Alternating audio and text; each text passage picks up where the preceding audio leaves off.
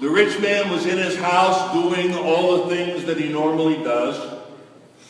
The servants were busy preparing meals, taking care of the guests who were eating sumptuously at the table. Guests were arriving and coming and going through the gates. And none of them really ever saw him lying at the gate. They never saw him reaching up just for some scraps of food. They never noticed the sores. They never noticed the dogs licking those sores. Not even the empty bowls. Over and above that, when we look at Lazarus, maybe he might have done something to lose God's favor. Remember last week we said God doesn't keep God's not a scorekeeper. But for many of us, we still believe God does keep score of what we do and how we act. But maybe he did something wrong. And what brought him to that gate? He should have been able to pull himself up by his bootstraps.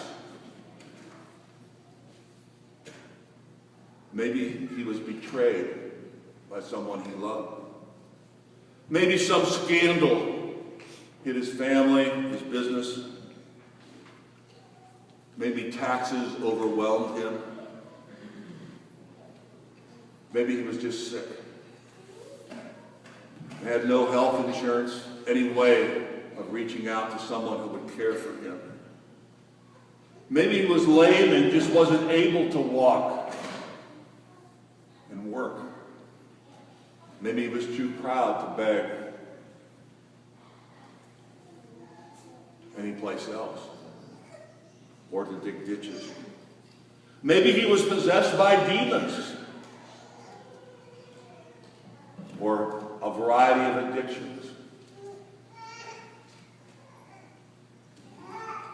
We have all of those people in our world, don't we? Somehow sitting at our gate. And just like Lazarus, sometimes they're almost invisible. Maybe he just lost his way and just ended up at the gate. How many people in your own families or neighbors or someone that you know has just lost their way in the process of searching out their life and trying to find meaning in their life? Just lost their way with no one to lead them back. No one knows and no one really cares. He was almost invisible. So who is visible in our community? Who are the most visible people in our community? And we can make our list. Then who are the invisible ones? The world of the rich and the poor, the haves and the have-nots, the visible and the invisible is not God's creation, but it's ours. And like Scripture says, there's a great chasm, one that we have difficulty trying to cross. Often it is not the sin that we commit, but what we omit. It's not the sin we commit, but what we omit, what we ignore, what we don't want to see, what we keep our eyes closed to, the darkness that sometimes we enjoy. Or we're just too busy to notice. After all, we're really very busy people, aren't we? Very, very busy. Sometimes so busy, we can't even go to church on Sunday. So busy that we can't help out at Samaritan Camp. So busy that we can't help our neighbor. So busy.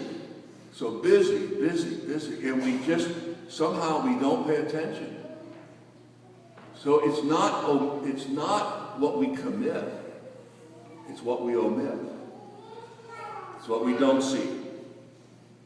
So no matter who we are, no matter how much money we have, what we need to remember is that when we walk out there, sometime this week, we are going to meet Lazarus at the gate.